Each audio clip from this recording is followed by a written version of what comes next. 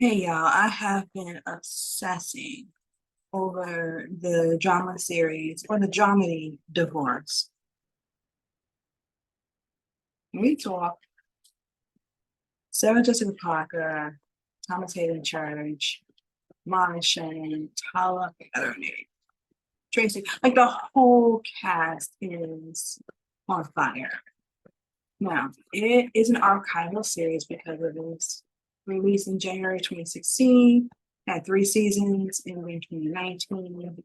And I am obsessed. I've been watching it consistently. Um, it's a reminder that I love dramedies. And Sarah Jessica Parker she's such a fire actress. Because when I started watching, I was like, okay, I know her principally from Sex and the City as a Carrie character. And the first episode, I'm just like, I'm thinking Carrie when I first started watching it. But as the series progressed, I'm not even thinking about Carrie. I'm not thinking about Carrie in Sex and the City. I'm completely immersed in the story of divorce with her and Thomas Hayden Church. Um, I'm not even, it's amazing because I know someone was like, well, when I watched it, I kind of saw some Carrie. It's like, who gives a fuck? So what? So what? She is a French horn, okay? She's not a tuba. So she's going to give you French horn in her acting because that is her essence. Um, it's like everybody's not a fucking character actress. And and and and honestly, we don't know these actors in the privacy of their home. We don't know if they do those quirky things that we see in characters. Like we don't know. We think we know them, but we don't. So I'm always transported when I see Sarah Jessica Parker, and I think of her as Frances in this drama. Frances, not Carrie, Frances.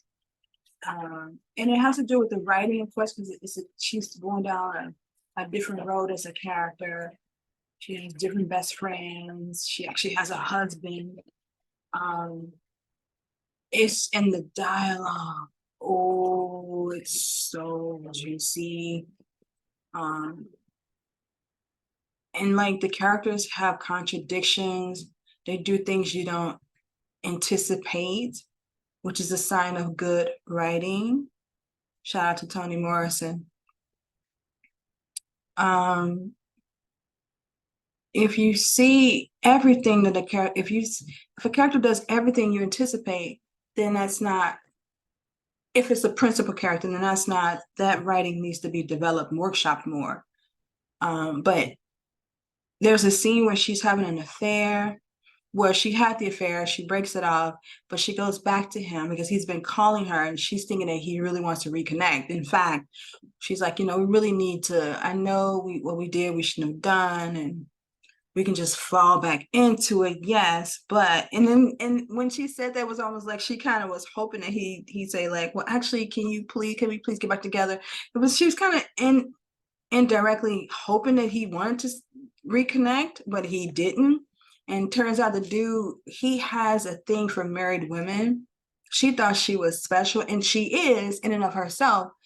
But this is just the run of the mill. Like this cat, he loves married women. He likes because he got mad when she told him that I'm getting a divorce.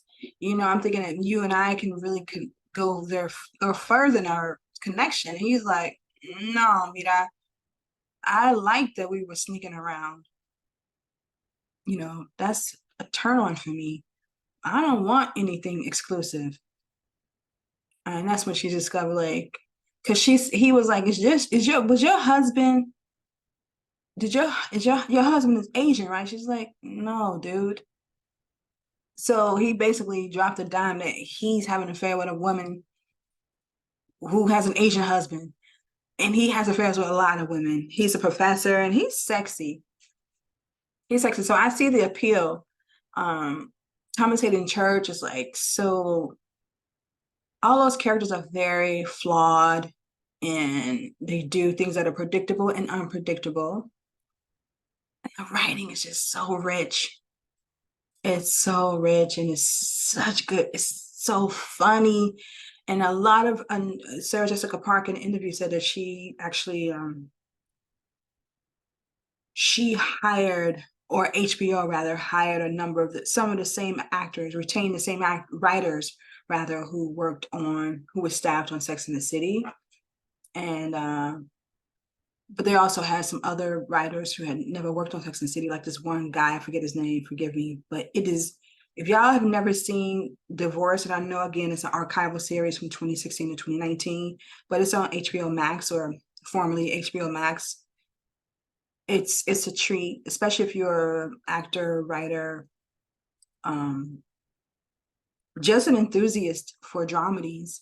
And I like the new genre of dramedy. I guess they've always been around, but I kind of coined them dramedies because, or that's why I decided to categorize them, because they have drama. When it's drama, it's, it's very like grounded and touching, but then it's really funny. And Molly Shannon is fucking incredible. Her humor is on point. Like Talia, everybody is just, the writers are bringing it, the actors are bringing it, the direction, y'all, their fucking music is everything. You understand me? The music, the soundtrack is like from music from the 70s and the 80s. Songs I've never heard of, songs I may have heard of, but they make me want to go out and download them because they just sound so good. So good. Sarah Jessica Parker, she produced this series as well. I gotta give it to her. Like, Sex and the City and this Divorce.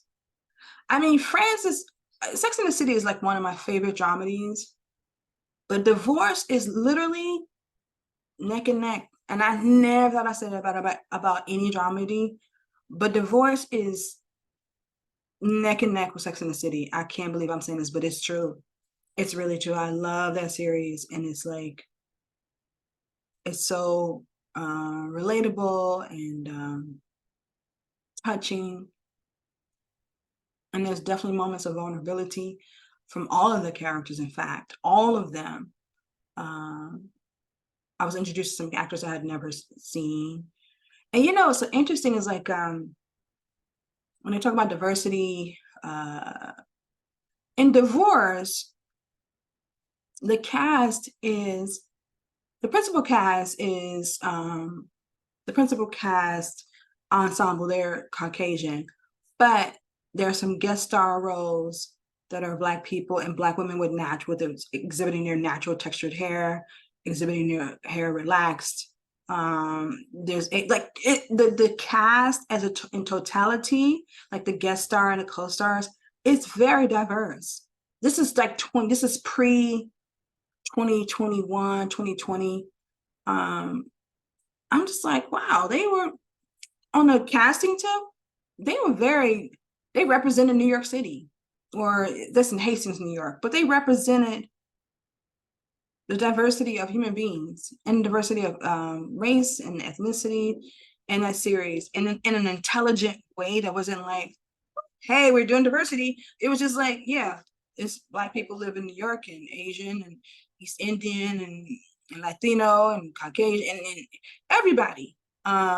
So I'm like, I hate that I slept on Divorce. I really slept on it when it was released. I know I didn't have HBO at the time in 2016 or 2017 or 2018. I didn't have it, but I slept on that show. But I'm glad it's here as an archival series because it's my second favorite dramedy series. I can say that as far as the writing, acting, the music, the scenery, everything. Yeah. Check out Divorce, y'all. You won't regret it. Peace.